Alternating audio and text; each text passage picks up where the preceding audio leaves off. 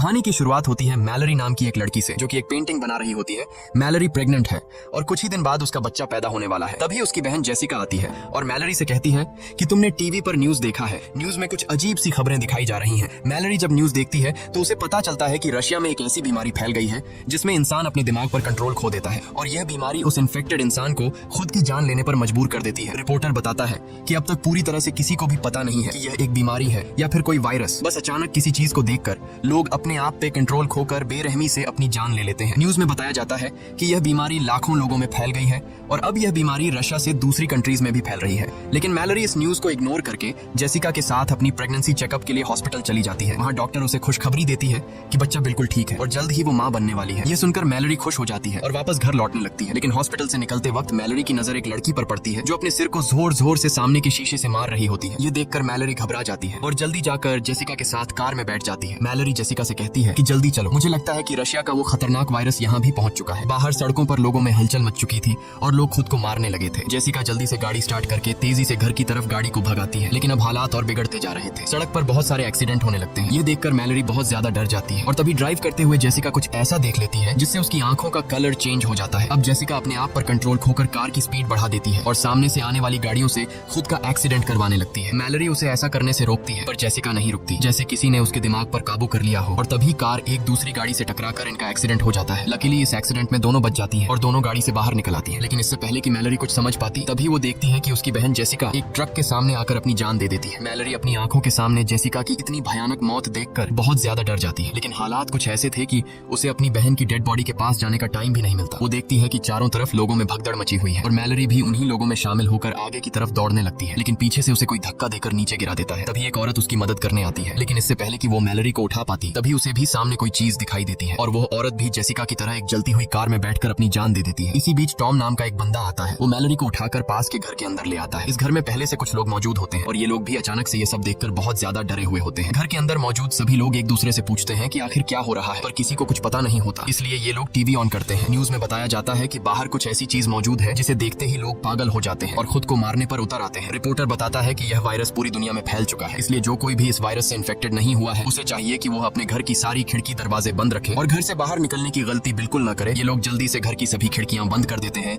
और साथ ही साथ खिड़कियों के शीशे भी पेपर से ढक देते हैं ताकि बाहर मौजूद उस राक्षस की नजर अंदर इन पर न पड़ सके। इसी तरह से 3 दिन बीत जाते हैं, लेकिन अभी तक किसी को समझ नहीं आता कि यह सब क्या हो रहा है। ये सभी लोग घर में परेशान बैठे होते हैं। तभी बाहर से दरवाजे पर नॉक होता है। एक लड़की जो रो रो कर इनसे रिक्वेस्ट करती है कि प्लीज दरवाजा खोलो। टॉम उस लड़की के लिए दरवाजा खोलने जाता है पर डगलस उसे दरवाजा खोलने से मना करता है क्योंकि उसे डर था कि कहीं यह लड़की इन्फेक्टेड ना हो। लेकिन यहाँ मैलरी डगलस पर बंदूक तान देती है और टॉम को उस लड़की के लिए दरवाजा खोलने को कहती है। टॉम उसके लिए दरवाजा खोल देता है और वो लड़की अंदर आ जाती है। उस लड़की का नाम ओलिम्पिया है और ओलिम्पिया भी प्रेग्नेंट थी। ओलिम्पिया से जब पूछा जाता है कि तुम अपनी आंखों पर पट्टी लगाकर यहाँ तक कैसे पहुंची, तब ओलिम्पिया बताती है कि उसका खाना खत्म हो गया था, इसीलिए वो एक एक करके हर एक घर का दरवाजा नॉक करते हुए यहाँ तक पहुँच गई। यह सुनकर डगलस कहता है कि हम सबका भी भूख से बुरा हाल हो गया है क्योंकि ये लोग भी पिछले 7 दिनों से इसी घर में फंसे हुए हैं। इसलिए ये लोग सोचते हैं कि बाहर से खाना कैसे लाया जाए। हालांकि घर से कुछ ही दूर एक सुपरमार्केट है, लेकिन वहाँ तक बिना देखे पहुँचना एक बड़ा चैलेंज था। तब इस घर का मालिक कहता है कि घर के बाहर सीसीटीवी कैमरास लगे हुए हैं। अगर हम सीसीटीवी कैमरा के जरिए उन मॉन्स्टर्स का लोकेशन पता लगा लें तो हम उन मॉन्स्टर्स से छिपकर सुपरमार्केट तक पहुंच सकते हैं। और घर का मालिक कहता है कि मुझे नहीं लगता कि इस मॉन्स्टर को स्क्रीन पर भी देखने से इंसान इन्फेक्टेड हो सकता है। लेकिन बाकी सब इसे ऐसा करने से मना कर देते हैं। तब घर का मालिक कहता है कि अगर हमने यह कदम नहीं उठाया तो हम सब भूख से मर जाएंगे। ये सुनकर बाकी लोगों को भी उसकी बात सही लगती है। सब लोग इसे चेयर के साथ रस्सी से बांध लेते हैं ताकि अगर वो इन्फेक्टेड भी हो जाए तो यह खुद को न मार सके, क्योंकि उस मॉन्स्टर को जो भी देख लेता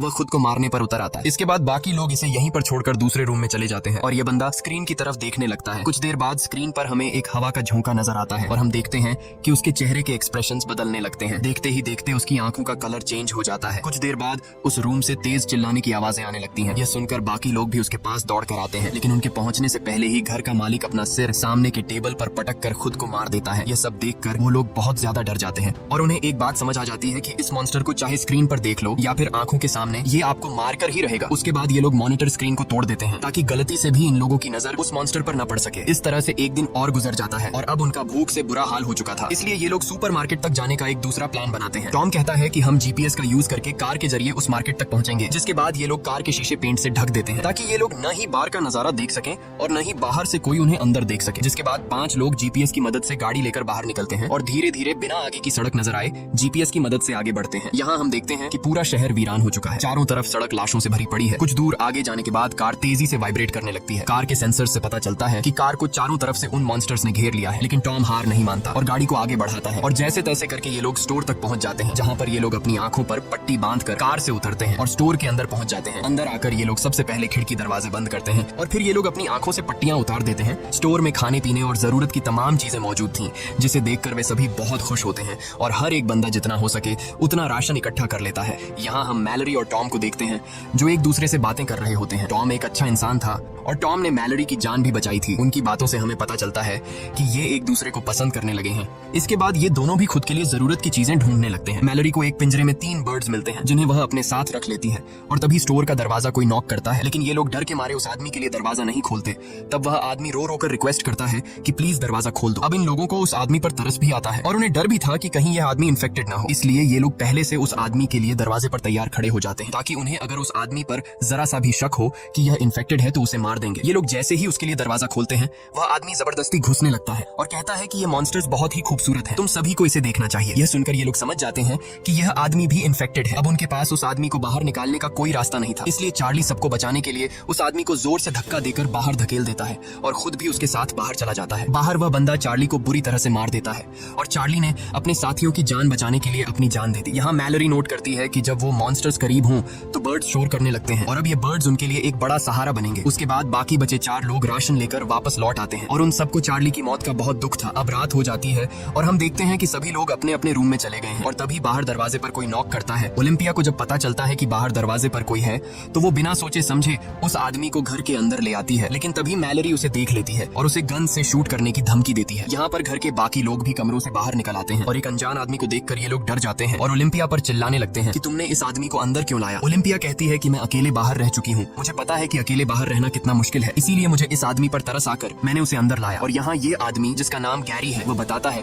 कि प्लीज मुझे घर से बाहर मत निकालो। वो कहता है कि मेरे घर में कुछ साइको लोग घुस आए थे जिन्होंने मेरे दोस्तों की आंखें जबरदस्ती खोल दी और उन्हें उस शैतान को दिखा दिया जिसे देखते ही मेरे सारे दोस्तों ने सुसाइड कर लिया, पर मैं किसी तरह बचकर भागते भागते यहाँ तक पहुँच गया। यहाँ हमें पता चलता है कि जो कोई भी उस शैतान को देख लेता है तो वो शैतान उस इंसान को कुछ ऐसा दिखाता है जिससे वो बहुत ज्यादा डर जाता है। यानी यह शैतान उस इंसान को उसकी जिंदगी का सबसे बड़ा दुख या फिर नुकसान दिखाता है।